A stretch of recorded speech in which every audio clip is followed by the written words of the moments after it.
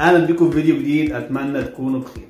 في الفيديو ده هقولك على طريقه تخلي الطيور عندك تبيض بيض كتير، تجبر عصفورتك على وضع البيض ويكون بيض سليم ومخصب وتشوف احلى انتاج. مش سحر ولا شعوذه، ده هي خطوات بسيطه هنمشي عليها خطوه بخطوه، هتلاقي العصافير عندك في وقت قليل جدا جدا باضت وبيض كتير زي ما بقولك. مش هطول عليك في المقدمه، يلا بينا نبدا.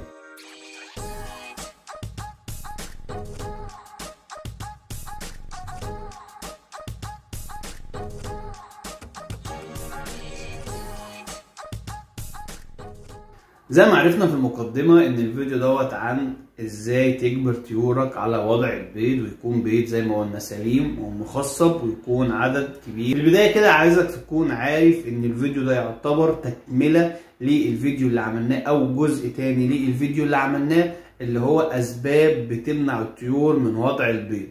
لان ممكن يكون عندك سبب من الاسباب ديت بتمنع طيورك من وضع البيض، فيكون الفيديو ده بلا قيمة لو اتفرجت عليه وانت عندك السبب من الاسباب اللي في الفيديو التاني. فانا هسيب لك الفيديو التاني في الوصف، ممكن بعد ما تخلص الفيديو ده تشوف الفيديو ده عشان لما تضم المعلومات دي على المعلومات ديت هيكون انت كده خدت الاستفادة الكاملة لانتاج الطيور. هسيب لك زي ما قلت لك الفيديو في الوصف، ممكن بعد ما تخلص الفيديو تنزل تشوفه اسباب تمنع طيورك من وضع البيض. تعالى بقى نقسم الفيديو بتاعنا لخطوات، خطوه خطوه او نقطه نقطه، بحيث ان انت تبقى ماشي معايا نقطه بنقطه. لو النقط دي توفرت عندك الانتاج عندك هيكون ثواني. خلي بالك هي مش حاجه سحريه هتعملها كده العصفوره هتبيض، هي نقطه بتكمل نقطه. لو انت عملتهم صح، خصوصا لو انت مبتدئ، لازم تعرفهم كويس وتمشي نقطه بنقطه، ولو انت نفذتهم صح في اقرب وقت طيورك هتبيض وهتشوف احلى. فاول نقطه معانا هي العش، والعش ده مهم جدا جدا في الانتاج. فاول حاجه العش زي ما قلنا، والعش ده هيندرج تحت منه كذا بند. اول حاجه شكل العش لازم يكون مناسب للطير بتاعك. فوانا بشتري العش اقول للي انا هشتري منه العشوش انا عايز عش للبادجي، انا عايز عش للكوكتيل، انا عايز عش للفيشر. كل عش ليه مقاسات مناسبه. يبقى دي اول حاجه، شكل العش وحجمه. تاني حاجة المواد اللي انا هحطها جوه العش اسمها مواد التعشيش. مواد التعشيش كل نوع طيور ليه مواد تعشيش. هل احط نشارة، هل احط قش، ايه هي مواد التعشيش اللي انا هستخدمها للطير دوت. فيبقى حجم العش وشكله، مواد التعشيش، تثبيت العش، لازم اثبت العش كويس جدا ما يبقاش مهزوز او ما يبقاش مايل شمال او مايل يمين. اخر حاجة معانا في النقطة بتاعة العش وهي ما تفتحش العش كل شوية.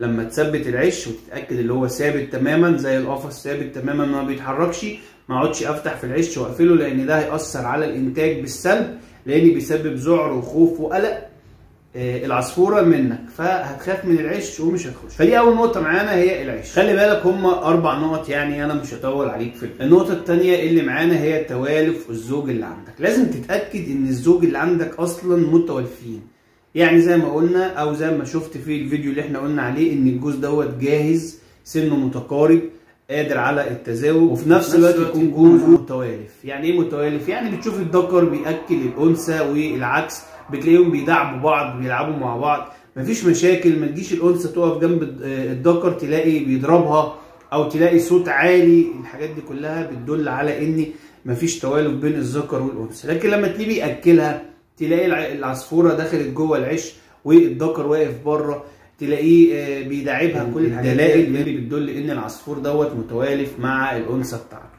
فلازم يكون الجوز متوالف. النقطه برضو المهمه هي التغذيه. لازم تهتم بتغذيه الطيور جدا، لان كل ما صحه العصفوره تبقى احسن كل ما انتاجه هيكون اقوى. فبنعمل جدول غذائي لتغذيه الطيور. فطبعا بندخل في الجدول بتاعنا الخضروات والفواكه، بندخل المنقوع زي القمح، بندخل المستنبت زي الحلبة. كل دوت بنعمله في جدول غذائي، وكنا عاملين فيديو بنشرح فيه الكلام دوت على القناة، تقدر تخش تشوفه. فيبقى انت اهتميت بالتغذية. سريعا كده انت ثبت العش كويس وجبت العش المناسب، مواد تعشيش مناسبة، مش هفتح العش واقفله كل شوية، اتأكدت ان هم ثابتين كويس، مش هعمل اي ازعاج. تاني حاجة زي ما قلنا الذكر والانثى بتوعي متوالفين.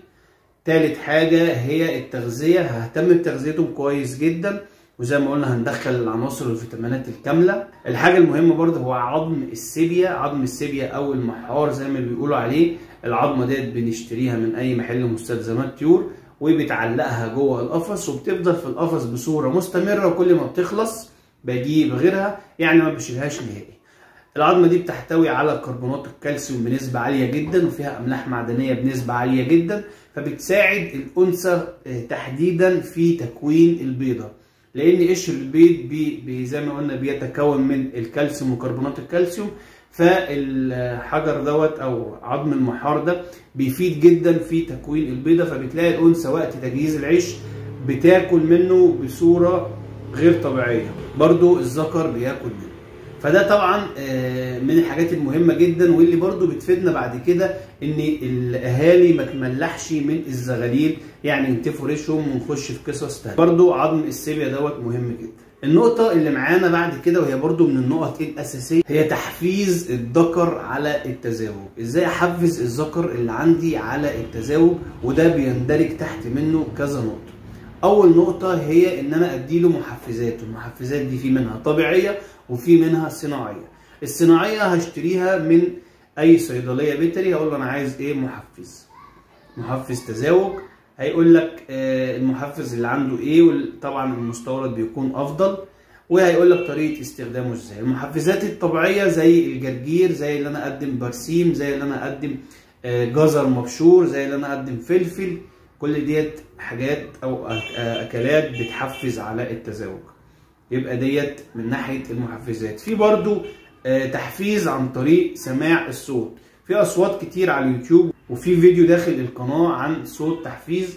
صوت التحفيز ده بيكون صوت لتزاوج نوع الطيور اللي عندك، انت بتجيبه من على اليوتيوب وبتشغله وتسمعه للطيور اللي عندك، فبتحفز الذكر على التزاوج، لانه بيسمع صوت التزاوج لذكر وانثى تاني، ظنا منه ان هما في قفص جنبه، وبالتالي انت بتسرع من عمليه التزاوج. برضه من ضمن انواع التحفيز هو ان الذكر والانثى يكونوا عايشين في مكان فيه طيور غيرهم، يعني فيه اقفاص غيره. كل ما العصفور سمع صوت لطيور جنبه هيطمن للمكان اكتر، وبالتالي هيحاول ينتج اسرع. برضو زي ما بتحفز الذكر على التزاوج، لازم تجهز الانثى للتزاوج.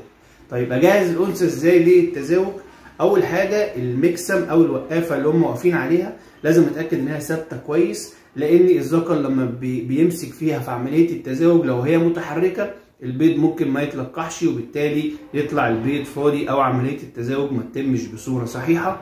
الحاجه المهمه برضو الناس اللي بتجيب اقفاص فيها لعب، فيها مرجحه، فيها الكلام ده، الحاجات دي بتاثر على الانتاج، لان لو تم عليها عمليه التزاوج المرجحه اصلا متحركه مش ثابته، فبالتالي الانتاج هيبقى. وصلنا لاخر نقطه معانا. انا نفذت كل اللي انت قلت عليه، انا ثبت القفص كويس وجبت عش مناسب واهتميت بالتغذيه وقدمت محفزات للذكر وجهزت الانثى وعلقت السيبيا، عملت كل دوت. فاضل حاجه واحده بس، هي النظافه النظافه النظافه.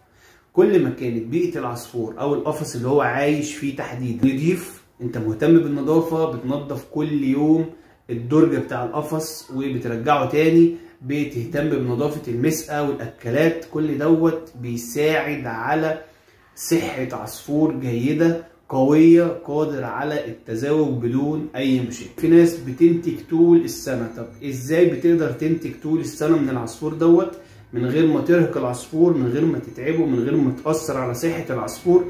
بتهيئ للعصفور بكل بساطه الجو المناسب للانتاج، الغذاء المناسب، الفيتامينات والمعادن والاملاح المعدنيه، كل دوت بيساعد العصفور انه ينتج طول السنه بدون اي مشاكل. في نهايه الفيديو اتمنى اكون قدمت لك المعلومه بصوره مبسطه قدرت تفهمها. يا ريت ما تبخلش عليا بلايك واشتراك للقناه. لو عندك اي استفسار اكتبه لي في التعليق وانا هرد عليك.